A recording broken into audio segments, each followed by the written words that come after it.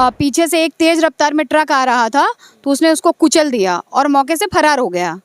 जब हमने पुलिस को इन्फॉर्म किया, सूचना दी पुलिस को, तो पुलिस उसको पकड़ ली आगे जा कर के, और बाद में पुलिस थोड़ी लेट करके आई और ई रिक्शा से उसको ले आया गया मंझनपुर तक। एम्बुलेंस भी नहीं हमें उपलब्ध कराई गई, ई रिक्शा से लाया गया। अगर समय पर वो चालक भागता नहीं तो हो सकता है कि उस बच्चे की जान बच जाती। उत्तर प्रदेश की पुलिस किस तरह से संवेदनहीन हो गई है, इसे आज आप लोगों को दिखाएंगे। चित्रकूट जनपद का 20 वर्षीय बादल त्रिपाठी, जिसकी बहन की शादी 15 अप्रैल को होनी थी, और बादल त्रिपाठी के माता पिता गुजरात में रहते हैं। बादल त्रिपाठी के पिता गुजरात में ही व्यवसाय करते हैं। 15 अप्रैल को बहन की शादी थी। बादल यहीं चित्रकूट जनपद के राजापुर थाना क्षेत्र के रगौरी गांव का निवासी है। तो गांव में था, रिश्तेदारों को शादी का निमंत्रण कार्ड देना था। बादल त्रिपाठी के रिश्तेदार कौशाम्बी के साथ ही साथ फतेहपुर के धाता क्षेत्र में थे। तो बादल निमंत्रण कार्ड देने के लिए अपनी चचेरी बहन और एक चचेरे भाई के साथ 2 बाइक से निकलते हैं और धाता के क्षेत्र में रिश्तेदारों के यहाँ निमंत्रण कार्ड बांटने के बाद वापस अपने गांव जा रहा था। महेवा घाट थाना क्षेत्र के हिनौता चौकी के पास जब बादल पहुंचता है तो एक ट्रक बादल को कुचलते हुए तेज रफ्तार में निकल जाती है। ड्राइवर भागने का प्रयास करता है, लेकिन महेवा घाट पुलिस ट्रक और ड्राइवर को गिरफ्तार कर लेती है। परिजनों का आरोप है कि ड्राइवर नशे की हालत में था। ड्राइवर ने शराब पी रखी थी। परिजन थाना अध्यक्ष महेवा घाट से कह रहे थे कि ड्राइवर का एल्कोहल परीक्षण करा लीजिए, लेकिन जो जानकारी निकल कर सामने आ रही है, ट्रक मालिक का एक रिश्तेदार भाजपा नेता है, जिसके कारण पुलिस ट्रक मालिक और ड्राइवर को बचाने में लगी है। ये परिजनों का आरोप है, क्योंकि पुलिस ने ड्राइवर का एल्कोहल परीक्षण नहीं कराया। अब आप समझिए, यदि ड्राइवर का एल्कोहल परीक्षण पुलिस ने कराया होता, परीक्षण में यदि साफ हो जाता कि ड्राइवर ने शराब का नशा ले रखा है, तो ड्राइवर के ऊपर 304 का मुकदमा कायम होता, गैर इरादतन हत्या। लेकिन एल्कोहल परीक्षण नहीं कराया और पुलिस ने 304A लगाया। 304 और 304A में क्या फ़र्क होता है, इसे आप लोगों को बताने का प्रयास करेंगे।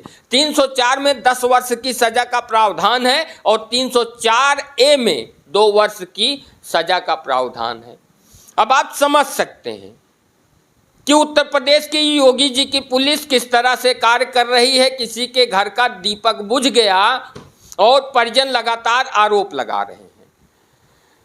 बादल त्रिपाठी का शव कौशाम्बी के जिला चिकित्सालय में पड़ा हुआ है। बादल के माता पिता गुजरात से निकल चुके हैं। हो सकता है 2 से 3 घंटे में वो मंझनपुर जिला चिकित्सालय पहुँच आएँ। परिजन मंझनपुर जिला चिकित्सालय में मौजूद हैं। परिजन बार बार पुलिस से कह रहे हैं कि ड्राइवर का एल्कोहल परीक्षण करा लीजिए, लेकिन पुलिस तो पुलिस है। किसी के घर का दीपक बुझता है तो क्या फ़र्क पड़ता है, क्योंकि हमारे घर में तो उजाला हो रहा है और उत्तर प्रदेश में राम राज्य चल रहा है। बोलने का अधिकार किसी को नहीं है।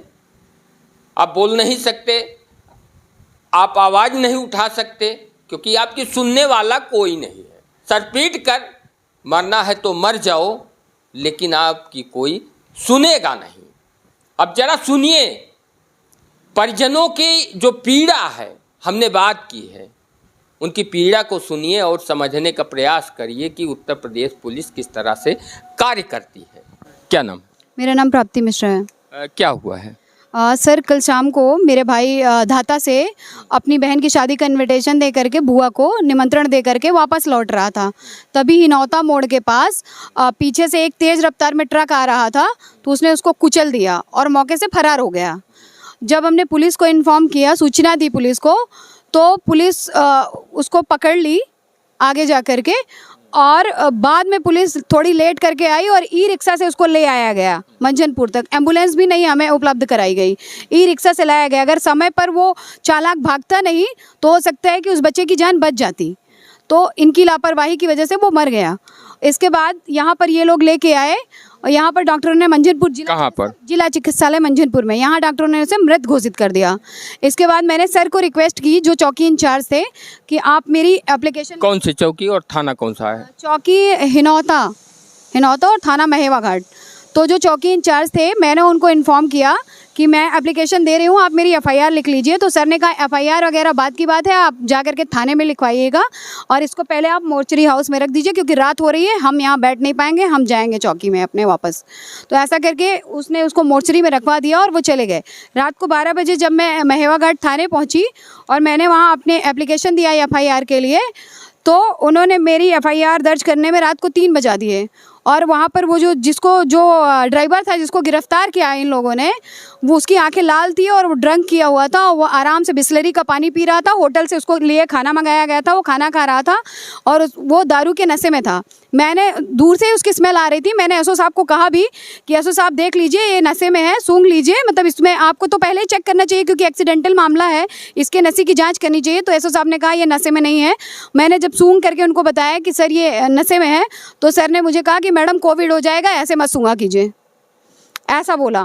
फिर तो क्या हुआ, मेडिकल कराया गया ड्राइवर का या नहीं कराया गया? सर मैंने रिटन में इन लोगों को महेवा घाट थाने के इंचार्ज को मैंने लिखित में दिया है कि उसके ब्लड का सैंपल का जांच कराया जाए कि उसके ब्लड में अल्कोहल है कि नहीं, वो नशे की हालत में है कि नहीं। तो इन्होंने मामले को टाल मटोल करते हुए उसकी जांच नहीं कराई। 15 घंटे बाद अभी सुबह उसको सरसावा में भेजा जांच के लिए और बोले उसके मुंह से स्मेल नहीं आ रही है दारू की, इसलिए वो नशे में नहीं है।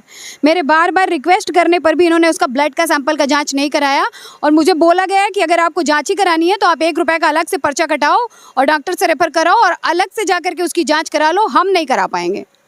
जो परिजन थे आपके एक्सपायर हुए, क्या हुआ, उनका पोस्टमार्टम हुआ? सर अभी तक कोई पंचनामा नहीं भरा गया है। पंचनामा अभी हम कुछ देर से यहाँ मौजूद हैं तो पुलिसकर्मी आए थे, आप लोगों से कह रहे थे आप लोग तैयार नहीं हो, क्यों? सर क्योंकि मैं उसका पहले ब्लड सैंपल की जांच कराना चाहती हूँ। जो आरोपी है, जो ड्राइवर है, उसके ब्लड सैंपल की जांच कराना चाहती हूँ कि उसमें अल्कोहल पाया जाता है कि नहीं पाया जाता, क्योंकि वो नशे की हालत में था और पुलिस उसे बचाने का पूरा प्रयास कर रही है।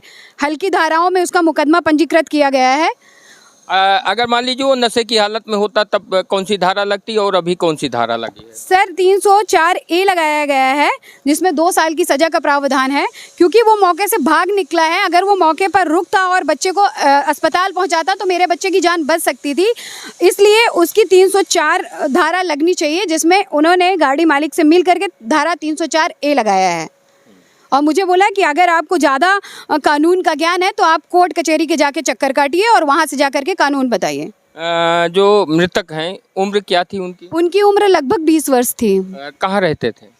वो रगौली, ग्राम रगौली, थाना राजापुर, जिला चित्रकूट में। कहाँ किस क्लास पढ़ाई करते थे?